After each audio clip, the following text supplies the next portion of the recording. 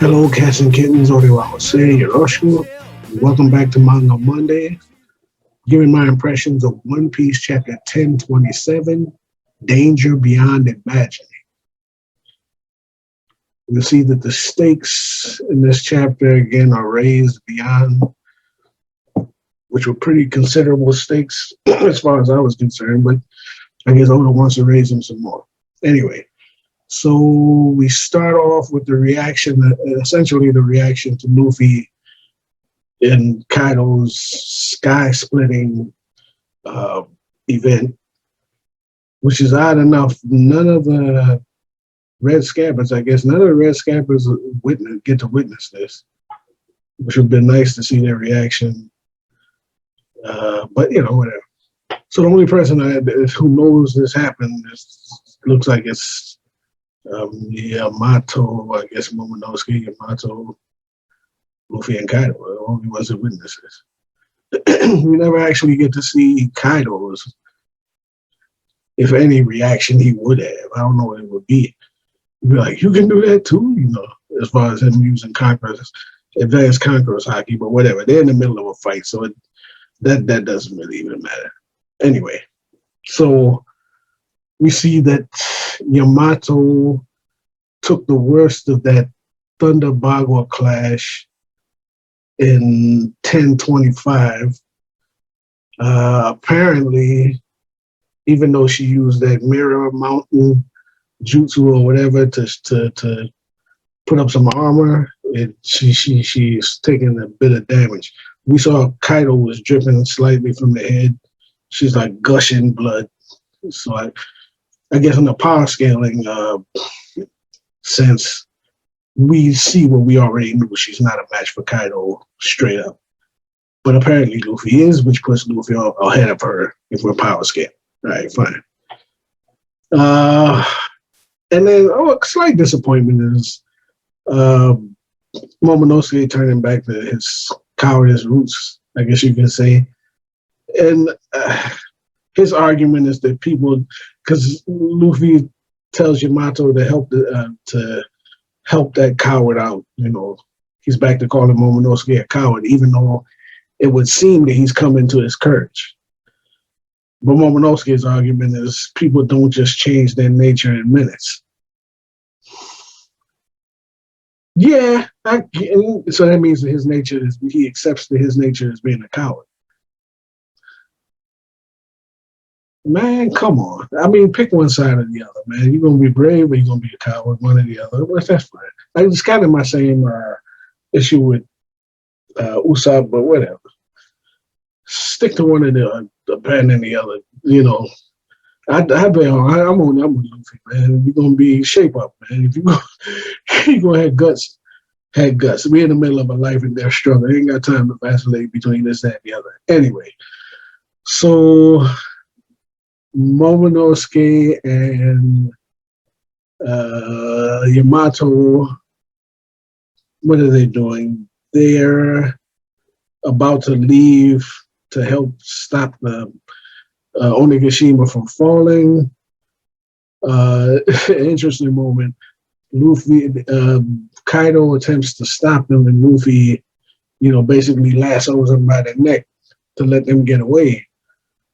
And then Yamato tells him basically, you just want to fight him by yourself, which kind of calls back to Roger wanting to fight Odin and telling Scopper and Rayleigh, I don't want y'all to get hurt. Let me deal with it, And they say, you just want to fight him by yourself.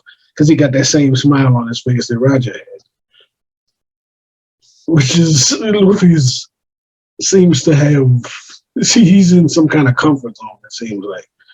I mean, this is the biggest battle of his life, the most formidable opponent that he's ever faced. And I'm still not convinced that he's one-on-one match for Kaido. But when you think about it, Luffy always does the impossible. He always disproves the impossible. So if the general rule is when you fight Kaido, if it's one-on-one, bet on Kaido, he has to break that up. somehow he has to. It's not to say that we don't know that Kaido hasn't been defeated one-on-one. It's just that most likely he would win that fight. But he's been captured, he's been tortured and stuff like that, which means somebody beat him. But was it a jump? Has anybody beaten him straight up one-on-one? Yeah, I assume at some point, yeah. But so Luffy just wants to beat the dude one-on-one. I'm not convinced that he's, at this point, a match for Kaido one-on-one. I don't think he should be, but I think there's a lot of battle left, even though things seem to be winding to a close, and I think there's a lot of battle left. Then we get to the stakes raise. The island is falling apart basically because Kaido's clouds are weakening. The stress of the battle, I guess, he's reaching his limit. The clouds are not an independent. If you go back to Dressrosa, it was seen that Doflamingo's birdcage was independent, worked independent of he himself. Although, at least to some degree, because once you defeat Doflamingo, the birdcage falls, but it didn't weaken, which is weird because he was in a high-stress battle, and at no point did the birdcage weaken until he was defeated. But apparently Kaido, I guess, is maybe lifting an island and stuff like that is a much harder feat than maintaining a birdcage, although very powerful people were pushing against the birdcage, trying to stop it, and having no success. I guess they slowed it down a little bit. But that's kind of weird to me. That's kind of clunky.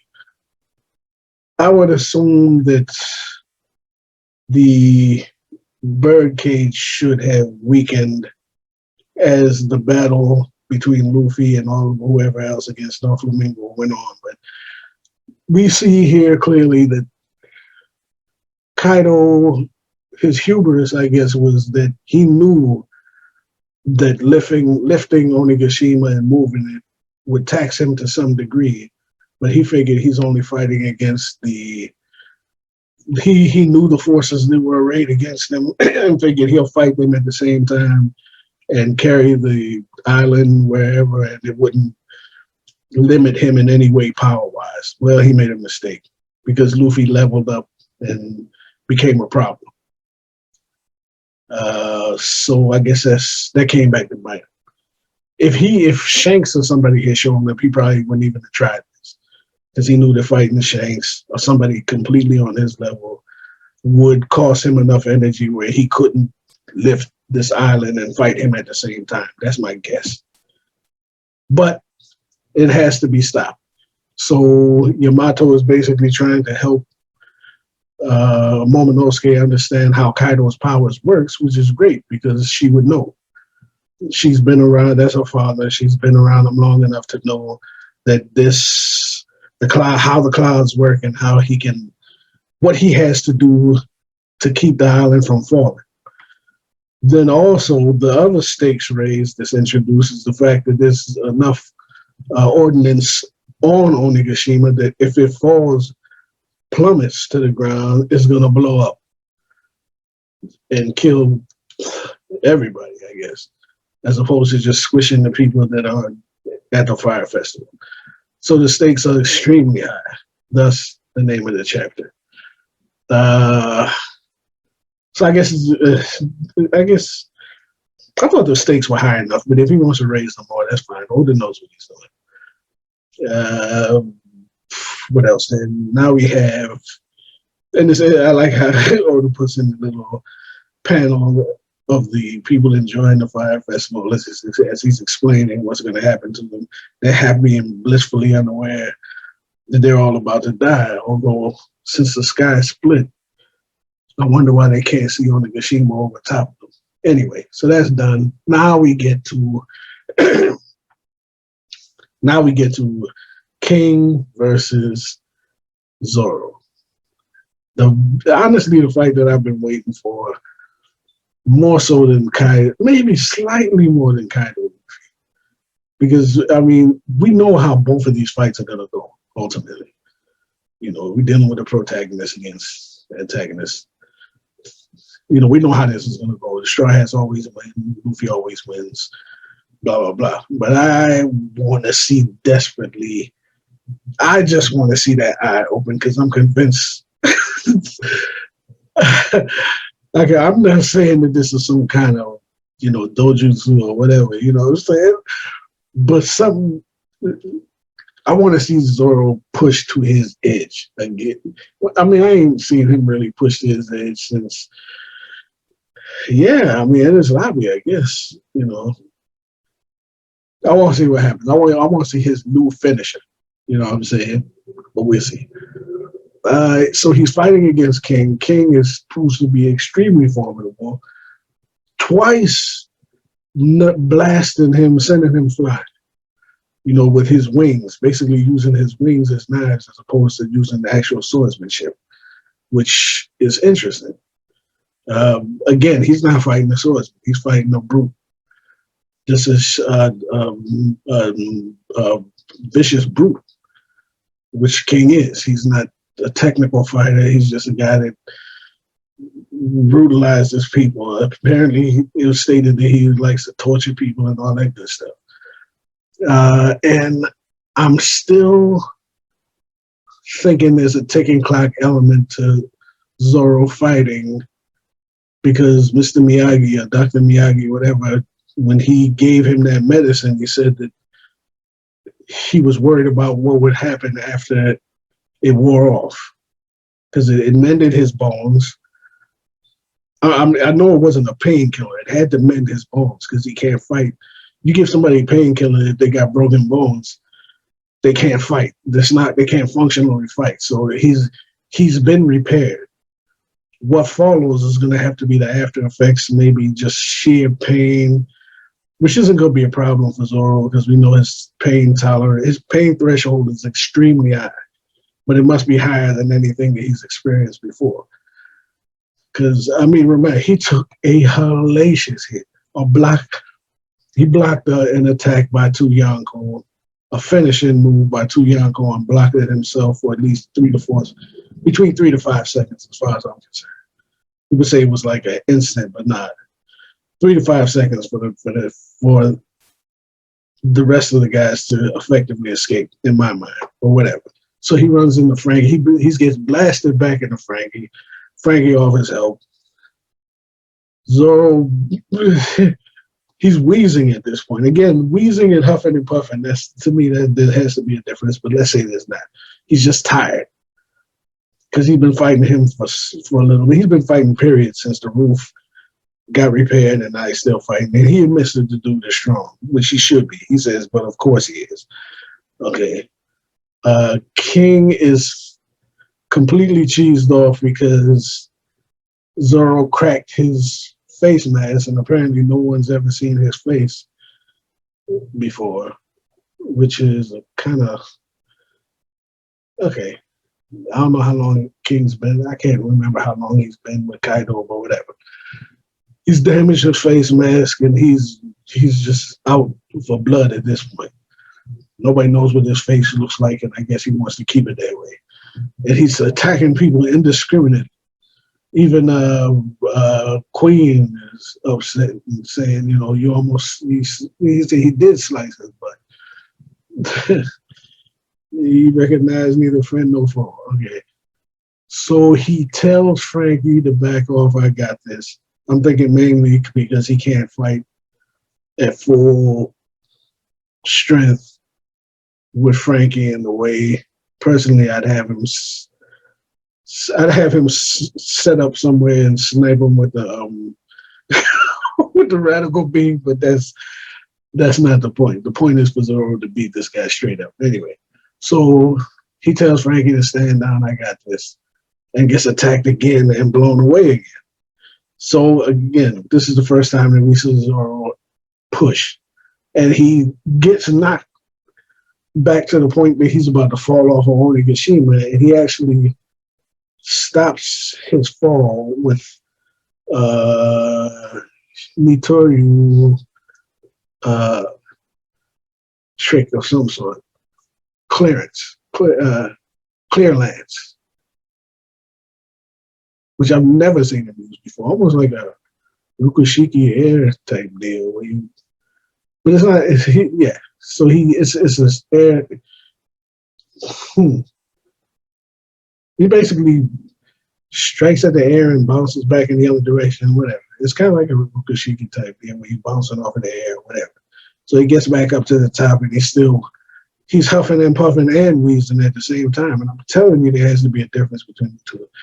But so he's upset with the fact that if he said, at least let me die by the sword. He expects to die in battle as a swordsman against a swordsman with sword techniques. And he says, show him some respect. He's gonna be the world's greatest swordsman. And then King says, I'd ask the same of you. He want respect, but who's king? Which is kind of a problem with this fight. King should have been built up a little bit more. Because at this point, King to me is just an obstacle, which all enemies are obstacle, but there's no stakes in this in terms of King being a person that you really care one way or the other about. You know what I mean? Obviously, we're going to get a backstory. We're going to get some kind of backstory to fill him out so that when he drops, when Zoro puts him down, we're going to feel something. At the same time, Zoro has to defeat King, but we know that he has some role to play at some point, probably in Kaido's downfall, because it's been built up that he's got some kind of bloodline in, he's got blood stakes in Wano. Which means that I'm not saying he's going to kill Kaido. I'm just saying that he hasn't seen the last of Kaido Zoro. So this isn't probably, even if he puts King down, this isn't the last of his battles. Not likely. This thing's wide open. There's no telling how this is going to end. How this actual battle is going to resolve. In terms of acts, I think this is the third act. This, play style chapter could go to 5 acts maybe, and who knows how this act's going to close. So these battles, he could lose this fight, to be honest with you, and it'll pick up somewhere else and he'll win. Luffy could lose his fight, and there could be a series of L's, there could be some wins, who knows. But I don't think Wano's going to be over right quick. I don't know. It's not going to be over this year, I don't think. I don't know. This could go a lot of ways. But I'm happy with the fact that Zoro is being pushed. But all this tells me is we're going to get a big flashback with King to give him some layers. The same. I don't think Queen requires that much of a build-up. Backstory type thing. We definitely going to have to get one with Kaido. So that takes care of the top tier people. Anyway, good chapter, solid chapter. And like I said, I like more so than the stakes raising. I like the the Zoro King confrontation, and I want to see his new finisher if we do get to see it. And even if he doesn't have a new finisher, I'm curious, could King survive a Ashura advanced King's Hockey Lace attack that permanently scarred Kaido? If he just hit him with that, if he hit King with that, would that finish it? And I don't think he can stand up to it. But Zoro's going to advance. He's going to come up with something else because that's how this works. It's a fight manga. He's going to level up, but I'm pretty sure if he just hit him with the same thing he hit Kaido, that would do him in. Because I don't think too many people just take that hit. But he's got to come up with something that would even damage Kaido worse than he did already. although Kaido is not Zoro's final opponent. But enough of this.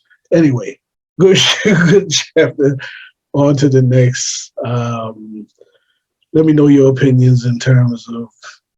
Let me know what you think. Could that assure 9 sword joint that he hit Kaido with? Could that take King out?